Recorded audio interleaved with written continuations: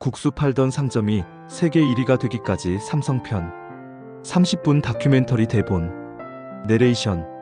여러분이 지금 손에 들고 있는 스마트폰, 거실벽에 걸린 TV, 컴퓨터 안에 메모리칩, 아마도 이 로고 SAMSUNG 박혀 있을 겁니다. 매출 400조 원, 직원 수 27만 명, 대한민국 GDP의 20%를 차지하는 거대 기업. 지금은 전 세계 IT 시장을 호령하는 거인이지만 이 모든 것의 시작이 대구의 한 작은 국수 가게였다는 사실을 아시나요? 오늘은 대한민국 대표 기업 삼성이 걸어온 87년의 드라마틱한 여정을 따라가 봅니다. PART 일별 세계의 시작. 1938년 3월 1일 일제강점기 대구의 한 골목. 28 청년 이병철이 자본금 3만 원으로 작은 가게 문을 엽니다. 가게 이름은 삼성상회. 크고 강하고 영원하라는 뜻을 담았습니다. 당시 삼성상회는 건어물과 첨가물을 팔던 작은 무역상이었습니다. 국수를 직접 만들어 팔기도 했죠. 지금의 삼성과는 전혀 다른 모습입니다. 이병철은 자서전에 이렇게 적었습니다. 사업은 사람을 위해 존재해야 한다. 기업의 목적은 이윤이 아니라 사회에 대한 봉사다. 사업은 빠르게 성장했습니다. 1939년 조선 양조장 인수, 1945년엔 종업원이 40여 명으로 늘어났죠. 하지만 해방과 함께 모든 것이 무너집니다. 해방 후 경제 혼란, 그리고 1950년 6.25 전쟁. 폭격으로 공장은 잿더미가 되고 이병철은 모든 것을 잃습니다. 이병철 회장은 당시 극심한 좌절감에 빠졌다고 합니다. 하지만 그는 국가가 어려울 때 기업인은 더 일어서야 한다고 생각했죠. PART 이 전쟁의 잿더미에서 마이너스 설탕과 옷감. 1951년 부산. 이병철은 피난 와 있던 부산에서 다시 사업을 일으킵니다. 삼성물산을 설립해 설탕, 밀가루 등을 수입하기 시작했죠. 그리고 그는 한 가지 사실을 깨닫습니다. 왜 우리는 먹고 입는 것조차 외국에서 사와야 하는가? 1953년 이병철은 제1제당을 설립합니다. 당시 한국은 설탕을 전량 수입에 의존하던 시절, 설탕은 사치품이었죠. 하지만 제1제당이 만든 백설표 설탕은 대성공을 거둡니다. 값은 저렴하고 품질은 수입품에 뒤지지 않았습니다. 제1제당의 성공은 단순히 한 기업의 성공이 아니었습니다. 한국인들이 처음으로 우리도 만들 수 있다는 자신감을 얻은 순간이었죠. 1954년 이번엔 제일모직을 설립합니다. 당시 한국인들은 옷감조차 일본에서 수입했습니다. 제일모직이 만든 천은 빠르게 시장을 장악했고 입는 문제도 해결하기 시작합니다. 설탕, 옷감. 지금 보면 단순해 보이는 이 두 사업이 대한민국 산업화의 씨앗이 되었고 삼성 성장의 튼튼한 기반이 됩니다. PART 3전자 산업 진출 TV를 만들다. 1960-70년대 한국은 한강의 기적을 이뤄갑니다. 박정희 정부의 수출주도 경제 정책 속에서 삼성도 새로운 도전을 시작합니다. 1969년 1월 13일 삼성전자 공업 주식회사 설립. 첫 제품은 흑백 TV였습니다. 당시 TV는 가장 혁신적인 가전제품이자 선진국의 상징이었죠. 1970년 첫 흑백 TV가 출시되자 큰 인기를 끌었습니다. 비록 일본 기술을 들여와 만든 제품이었지만 한국 사람들은 열광했습니다. 1976년 컬러 TV 생산 시작. 1977년엔 미국으로 수출까지 하게 됩니다. 하지만 이병철은 만족하지 않았습니다. 남이 만든 기술을 가져다 쓰는 것만으론 부족했죠. 그는 미국과 일본을 방문할 때마다 반도체 공장을 찾아갔습니다. 그리고 확신했죠. 미래는 반도체다. PART 사운명의 결단 반도체 진출. 내레이션. 1983년 2월 이병철 회장은 중대 발표를 합니다. 삼성은 반도체 사업에 진출한다. 재계는 물론 정부까지 반대했습니다. 임원 A 회장님, 반도체는 너무 위험합니다. 일본도 미국도 수십 년 앞서 있습니다.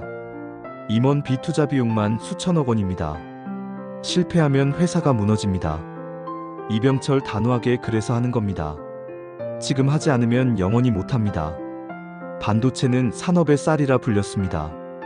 모든 전자제품의 심장이죠. 1983년 12월 경기도 기흥에 반도체 공장 착공. 투자액 무려 4천억 원. 당시 삼성 연매출의 절반이 넘는 금액이었습니다. 일본과 미국에서 엔지니어들을 스카우트했고 직원들은 잠도 제대로 못 자며 기술 개발에 매달렸습니다.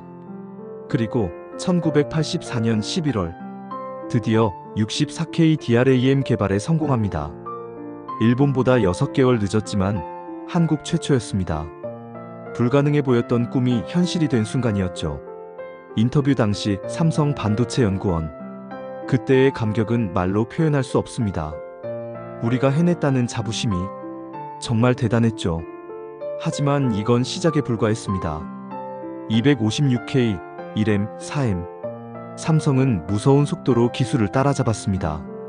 1987년 11월 19일 창업주 이병철 회장이 세상을 떠납니다. 향년 77세. 그는 떠났지만 그가 심은 반도체의 씨앗은 곧 세계를 뒤흔들 거대한 나무로 자라납니다. PART 5신경령 혁명. 1987년 이건희가 삼성그룹 2대 회장에 취임합니다. 그는 아버지와는 다른 스타일의 경영자였습니다. 1993년 초 이건희 회장은 미국과 유럽을 순회합니다. 그리고 충격적인 광경을 목격하죠. 프랑크푸르트의 한 전자제품 매장. 소니와 파나소닉은 매장 한가운데 화려하게 진열되어 있었지만 삼성 제품은 구석에서 먼지만 쌓여 있었습니다. 이건희 독백 이대로는 안 된다. 이대로는 삼성이 망한다. 1993년 6월 7일 이건희 회장은 독일 프랑크푸르트로 임원 200여 명을 긴급 소집합니다. 그리고 그 유명한 신경영 선언을 합니다. 이건희 여러분, 삼성은 지금 2등입니다. 아니 3등입니다. 이대로 가면 10년 안에 망합니다. 정적. 이건의 마누라와 자식 빼고 전부 다 바꿔야 합니다. 제품도 공정도 의식도 모든 것을 바꿔야 합니다. 내레이션. 2등은 아무도 기억하지 않는다. 양보다 질이다. 이건희의 메시지는 명확했습니다. 그리고 1995년 3월 9일 충격적인 사건이 벌어집니다. 구미 사업장 운동장에 애니콜 무선전화기와 팩스 15만 대가 쌓입니다. 가치로 따지면 150억 원. 이건희의 명령으로 이 제품들은 모두 파괴되고 불태워집니다. 직원 이거 제가 만든 건데. 이건희 단호하게 불량품을 만든 것이 부끄러운 겁니다. 이 치욕을 기억하십시오. 그때 정말 충격이었어요. 하지만 그 이후 품질에 대한 인식이 완전히 바뀌었죠. 단 하나의 불량품도 용납할 수 없다는 내레이션. 결과는 놀라웠습니다. 불량률이 급감했고 삼성 제품의 평판이 달라지기 시작했습니다. PART 6세계 정복 -1위의 시대. 내레이션. 신경영의 효과는 곧 나타났습니다. 1990년대 후반 애니콜은 한국 휴대폰 시장을 장악했고 해외에서도 주목받기 시작합니다. 2002년 삼성은 소니를 제치고 TV 시장 세계 1위에 올라섭니다. 일본 전자업계를 뛰어넘은 역사적 순간이었죠. 반도체 부문은 더욱 무서웠습니다. 1992년 DRAM 세계 1위 달성 이후 지금까지 30년 넘게 1위 자리를 지키고 있습니다. 그러던 2007년 애플이 아이폰을 출시하며 휴대폰 시장의 판도가 바뀝니다. 내레이션. 터치 스크린 혁명. 애플은 휴대폰의 개념을 완전히 바꿔놓았고 삼성을 포함한 모든 업체들이 위기에 빠집니다. 하지만 삼성은 빠르게 대응했습니다. 2010년 6월 갤럭시 S 출시. 안드로이드 운영체제를 탑재한 갤럭시는 아이폰과는 다른 방식으로 승부를 걸었습니다. 큰 화면, 빠른 성능, 다양한 기능. 갤럭시는 폭발적인 인기를 끌었고 2012년 삼성은 스마트폰 시장 점유율 1위에 오릅니다.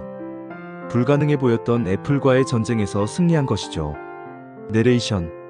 대구 국수 가게에서 시작된 기업이 이제 애플과 어깨를 나란히 하는 글로벌 IT 공룡이 되었습니다. PART7 새로운 미래. 내레이션. 2020년 이건희 회장이 세상을 떠난 후 2022년 이재용이 공식적으로 삼성전자 회장에 취임합니다. 3세 경영 시대의 시작이었죠. 삼성은 지금 시스템 반도체와 바이오라는 새로운 미래를 준비하고 있습니다. 인공지능, 전기차 배터리, 로봇 기술까지 삼성의 도전은 계속됩니다. 내레이션. 대구의 작은 국수 가게에서 시작해 설탕, 옷감, TV를 거쳐 반도체와 스마트폰으로 세계를 제패한 기업. 물론 그 과정에서 정경유착, 노동 문제 등 수많은 논란과 비판에 직면하기도 했습니다. 작은 상점에서 시작된 별 3개의 꿈은 과연 100년 뒤 어떤 모습으로 빛나고 있을까요? 다음 편에서는 또 다른 대한민국 거인의 이야기를 파헤쳐 봅니다.